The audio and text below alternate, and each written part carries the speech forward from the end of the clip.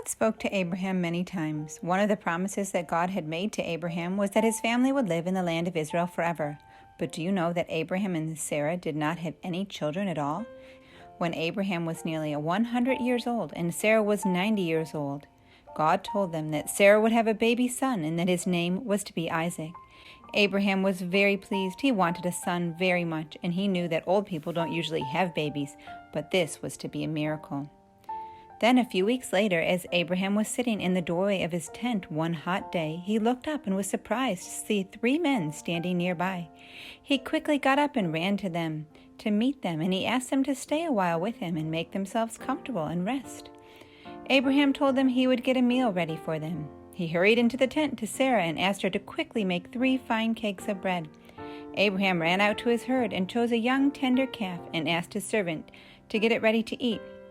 He took butter and milk and the calf and prepared a delicious meal for the visitors.